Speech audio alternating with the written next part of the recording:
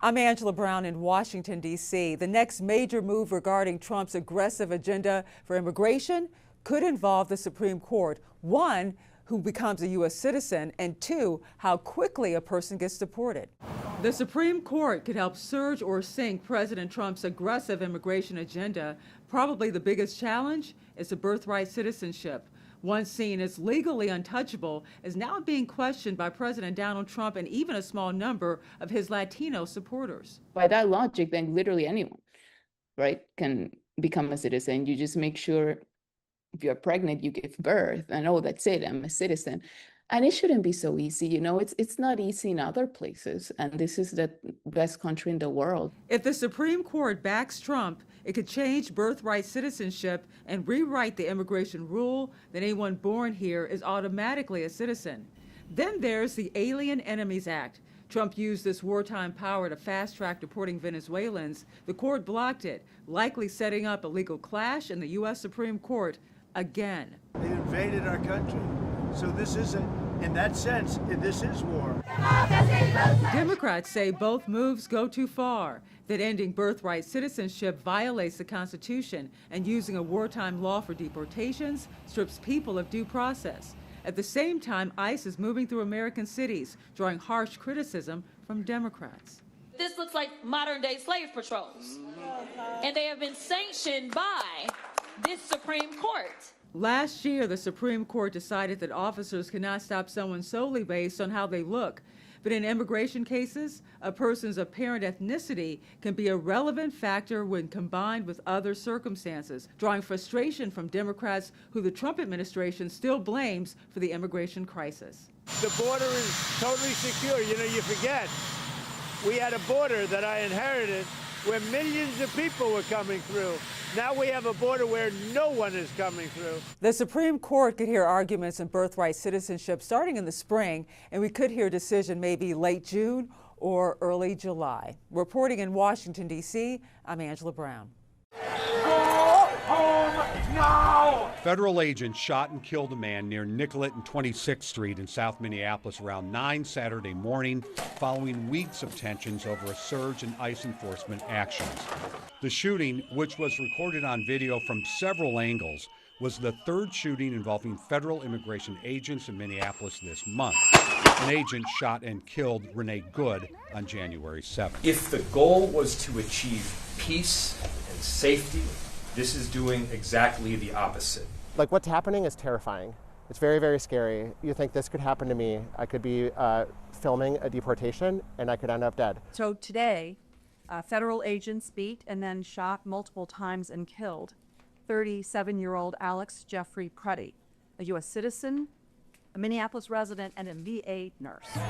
The Department of Homeland Security says Border Patrol agents were looking for an undocumented man wanted for a violent assault when Pruddy approached the agents with a 9mm semi-automatic handgun, which he has a legal permit to carry. This individual went and impeded their law enforcement operations, attacked those officers, had a weapon on him, and multiple dozens of rounds of ammunition, wishing to inflict harm on these officers, coming brandishing like that and impeding their work that they were doing. Video available right now does not show Pruddy moving toward agents with a gun. Governor Tim Walz renewed his call for ICE to pull out of Minnesota. And I call on all Americans to see the decency that this state is exhibiting and the horrific cruelty, unprofessional, absolute abomination that is passing for what these ICE agents are doing on our streets. In a post, President Trump accused Minneapolis Mayor Jacob Frey and Governor Walz of inciting insurrection with their pompous, dangerous, and arrogant rhetoric.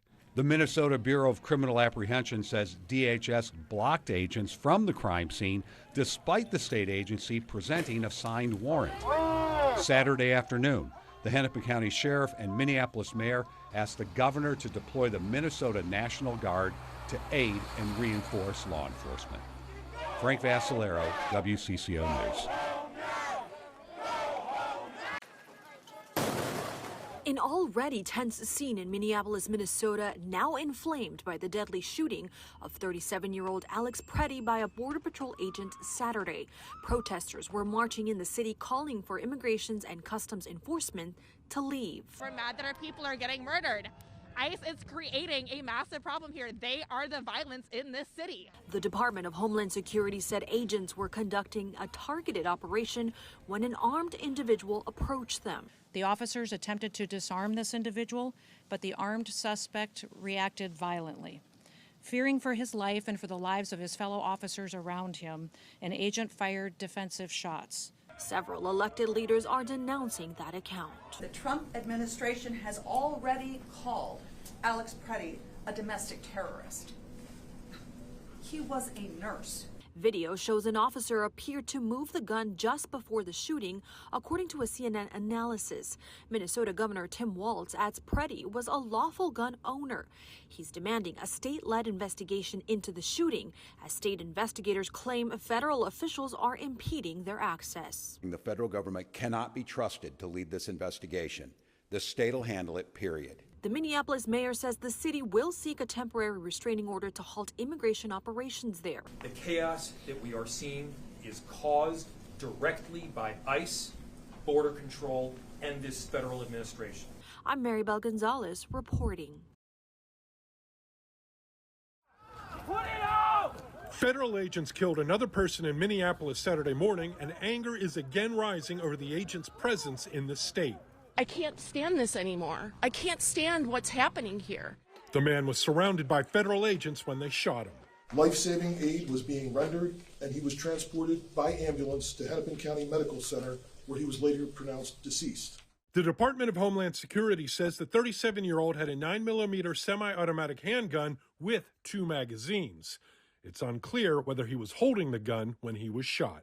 The agents attempted to disarm the individual, but he violently resisted. Fearing for his life and the lives and safety of fellow officers, a Border Patrol agent fired defensive shots. In separate posts on social media, senior White House aide Stephen Miller referred to the person shot as, quote, a would-be assassin and a domestic terrorist.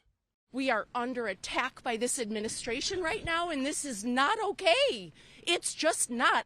Minneapolis's mayor condemned the incident and is calling on the Trump administration to end the ICE operation in the city. The invasion of these heavily armed masked agents roaming around on our streets of Minneapolis, emboldened with a sense of impunity, it has to end.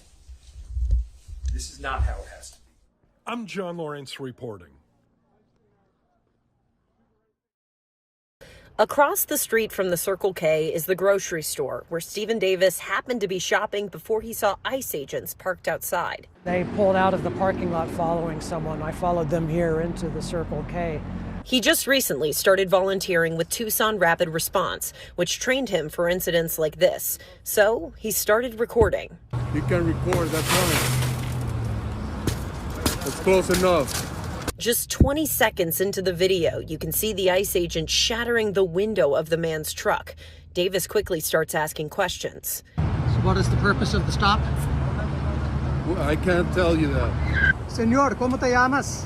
Then the video shows ICE agents arresting the man and putting him into their vehicle, with his food from the grocery store still inside his damaged truck. I never thought that things could be like this in this country. I never thought that. And it breaks my heart. Davis has been present for more ICE arrests since this video just a week ago. Even as we spoke, here we go. He and his fellow volunteers are notified of more ICE activity in the area. Sandario and Picture Rock, South Park, watching the road, 2 officers in gear in a white van. So he gets in the car and tries to make it on time, but more often than not, it's already resolved by the time that we get there. The person's kidnapped and everyone's gone. But when they do capture it on video, they say it's worth the miles on the road. We're going to protect our neighbors, and that's the bottom line for us. People will say to me, are you trying to obstruct? No, we're trying to expose and show people what's happening. He's sending in his top guard, and really it's escalating because we just want to be left alone. City and state leaders in Minnesota, as well as residents in Minneapolis, reacting to news the Trump administration is changing its immigration enforcement leadership in the city. Good riddance. Couldn't have came sooner. This amid growing outcry after federal agents shot and killed protester Alex Preddy on Saturday. President Donald Trump signaling new willingness to work with Democratic state officials. Trump said Minnesota Governor Tim Walz called him, saying, quote, "It was a very good call, and we actually seem to be on a similar wavelength." Walz described the call as productive and said the president agreed to look into reducing the number of federal agents in Minnesota. Minneapolis Mayor Jacob Frey said he also spoke with Trump and told the president his main request is that the immigration crackdown in the city be brought to an end. Meanwhile, some who witnessed Preddy's killing are sharing more details about what they saw. I mean, the thing that stood out to me was that he was calm. There was no way that he was the one escalating this. Amid ongoing protests and the growing memorials to Preddy, there was also a heartening moment of kindness as some Minnesota National Guard members handed out donuts and coffee to protesters. I think that's true Minnesota energy. This is all about community. I'm Reed Binion reporting.